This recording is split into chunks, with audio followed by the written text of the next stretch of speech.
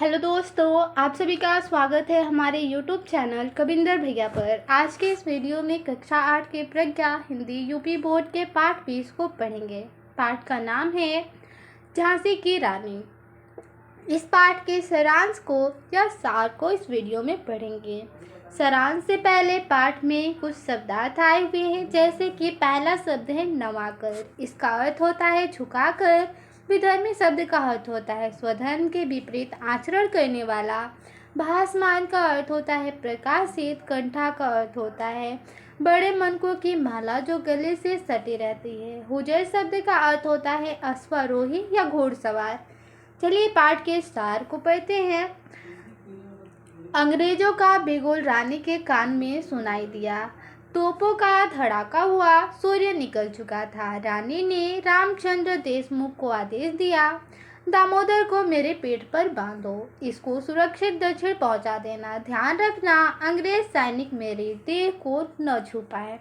रानी ने जोही को तोप खाने पर जाने के लिए कहा, फिर घोड़े को एड़ लगाई। रानी पूरब की ओर झपटी।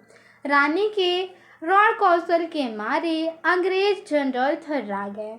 रानी के पीछे पैदल सैनिक थे। रानी धीरे धीरे पश्चिम दक्षिण की ओर अपनी सेना से मिलने के लिए मुड़ी। दांतों में लगाम थाम कर रानी ने दोनों हाथों से तलवार चलाकर अपना मार्ग बनाया।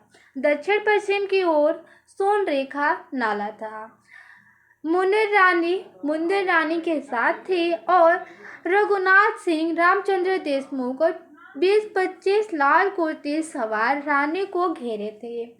अंग्रेज घेरे को कम करते जा रहे थे। उसी समय तात्या ने रोहेली और अवधी सैनिकों की मदद से अंग्रेजों के व्यूह पर प्रहार कर दिया। अंग्रेज रानी को छोड़कर तात्या की ओर मुड़ गए। सूर्यास्त होने में कुछ देर थी। रानी के साथ केवल 4 सरदार और उनकी तलवारें रह गईं। रामचंद्र देशमुख दामोदर राव की रक्षा की चिंता में बचाव करके लड़ रहा था।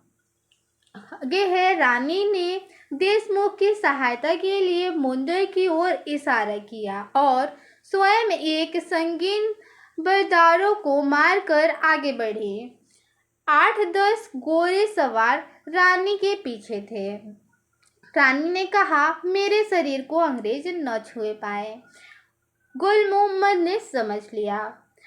वह और भी जोर से लड़ा, भाई साहब, मैं मेरे शब्दों के साथ एक अंग्रेज की पिस्तौल से मुंदर का अंत हो गया। रघुनाथ सिंह मुंदर के 100 को पीठ पर कसकर घोड़े पर सवार होकर आगे बढ़ा। रानी तेजी के साथ सोन रेखा नाले पर आ गई। घोड़ा अड़ गया, नाला पार न हो सका।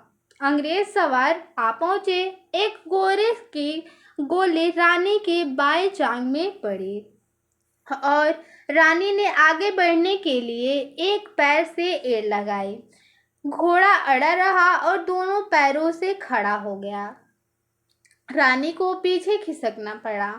अंग्रेज सवार ने गुल मोहम्मद के आ पहुंचने से पहले ही रानी पर वार कर दिया, जिससे उसके सर का हिस्सा कट गया। गुल मोहम्मद बाकी के 2-3 सवारों पर टूट पड़ा, जो मैदान छोड़कर भाग गए।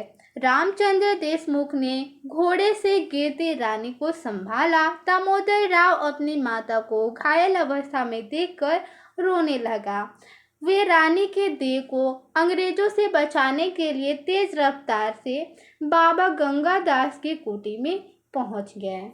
तो इस पाठ में इतना ही था। मिलते हैं अगले वीडियो में। धन्यवाद।